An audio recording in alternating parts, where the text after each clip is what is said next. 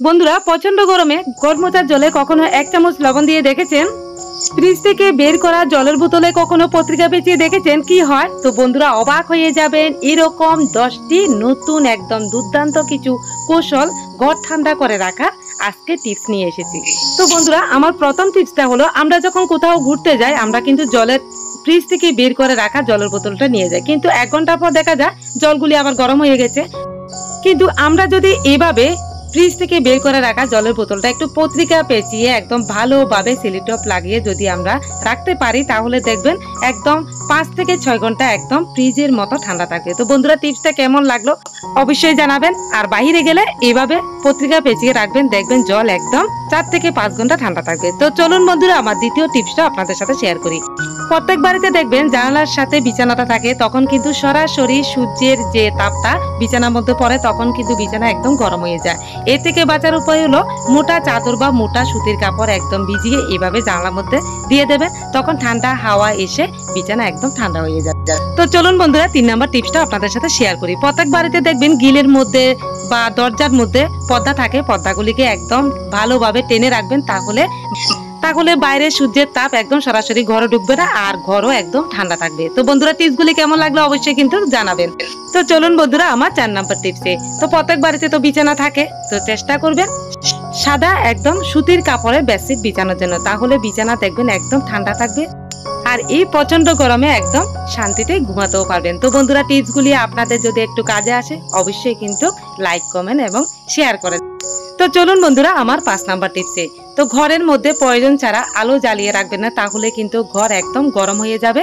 তো প্রয়োজন ছাড়া ঘরের আলো একদম বন্ধ করে রাখবেন, তাহলে ঘর দেখবেন একদম ঠান্ডা হয়ে থাকবে। তো চলুন বন্ধুরা, আমার 6 নাম্বার টিপসটা আপনাদের সাথে শেয়ার করি। যখন আমরা ঘরে 10টা বা 11টার সময় ফ্যান চালাই, তখন কিন্তু একদম গরম হাওয়া দেয়। তো আমরা যদি এরকম 1 বাটি বরফ, বড় বাটি 1 বাটি বরফ ফ্যানের নিচে রেখে দিই, তখন দেখবেন 5 থেকে 10 মিনিট পর ঘর একদম ঠান্ডা হয়ে যাবে। আপনারা করে দেখুন, তাহলে বুঝতে পারবেন ঘর কতটুকু ঠান্ডা হয়। তো বন্ধুরা, ফ্যান চালানোর সময় অবশ্যই কিন্তু 1 বাটি বরফ রেখে দেবেন একদম ফ্লোরের মধ্যে। তো চলুন বন্ধুরা, আমার 7 নম্বর টিপসটা আপনাদের সাথে শেয়ার করি। রান্না তো আমাদের প্রতিদিনই করতে হয়, গরম হোক আর ঠান্ডা হোক, কিন্তু শীতের দিন থেকে গরমের দিনে আমাদের অনেক কষ্ট হয় রান্না করতে। রান্নাঘর একদম গ্যাসের চুলার একদম তাপে ঘর কিন্তু রান্নাঘর অনেক গরম হয়ে যায়। তখন কিন্তু একটা টেবিল ফ্যান থাকলে এরকম 1 বাটি বরফ রেখে দেবেন একদম চেয়ারে বসিয়ে, তখন দেখবেন একদম ঘর ঠান্ডা হয়ে যাবে, আর রান্না করতে অনেক সুবিধা হবে।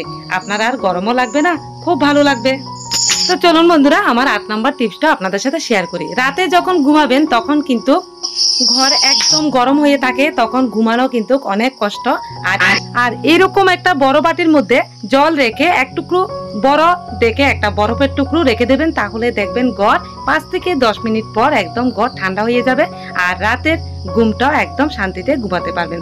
তো বন্ধুরা, চলুন আমার 10 নম্বর টিপসটা আপনাদের সাথে শেয়ার করি। বন্ধুরা, প্রতিদিন কিন্তু আমাদের ঘর মুছতে হয়, ঘর কিন্তু সেরকম ঠান্ডা হয় না। এরকম 1 বাটি জলের মধ্যে 1 চামচ লবণ দিয়ে ঘরটা মুছে দেখুন, ঘর একদম এসির মতো ঠান্ডা হয়ে যাবে।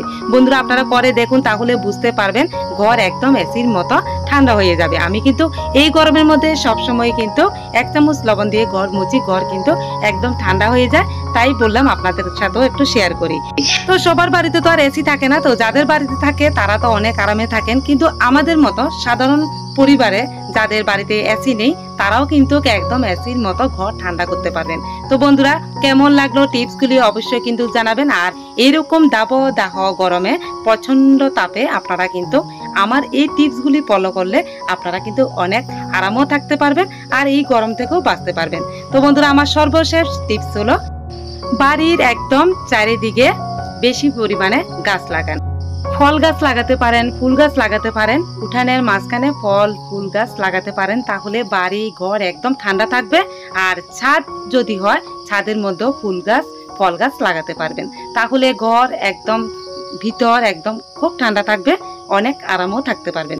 প্রতি বছর 5টি থেকে 6টি বা এর থেকেও বেশি একদম ফল গাছ ফুল গাছ লাগান বাড়ির চারিদিকে, তাহলে ঘর একদম ঠান্ডা থাকবে, আর বাড়িঘর তো দেখতে অনেক ভালো লাগে, ফুল গাছ থাকলে তো অনেক সুন্দরও লাগে। তো বন্ধুরা, আমার আজকের টিপসগুলি আপনাদের যদি একটু উপকারে আসে অবশ্যই বেশি বেশি করে শেয়ার করে দেবেন, যাতে অন্যরাও দেখতে পারে।